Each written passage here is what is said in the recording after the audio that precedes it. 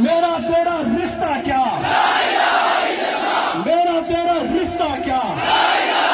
اب میں اتنے مجموعے کے ذریعے سے، میڈیا کے مادھیم سے، سوشل میڈیا کے مادھیم سے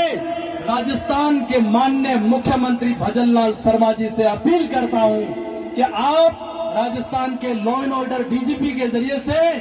جو بھی ضلع کے ادھیکاری ہیں، چاہے بالوترا کے ہو، چاہے باڑمیر کے ہو، چاہے جودھ پور آئی جی ہو، ان سے کہہ دینا کہ 12 گھنٹے کے اندر اندر ملزم گرفتار ہونا چاہیے۔ ہم امن کے حامی ہیں، ہم سناتن دھرم کی، ہمارے اسلام دھرم سے بھی زیادہ عزت کرتے ہیں اور کرتے رہیں گے۔ ہمارے مسلم قوم میں سے اگر کسی دوسرے پر کوئی دھرم، کسی دوسرے کے دھرم پر کیچڑ پھینکے گا، آپ آدھی رات کو بولنا، ہم اس کو سماجک طور پر بہشکار کر کے اس کو جوتیوں کا کھنڈن کروائیں گے۔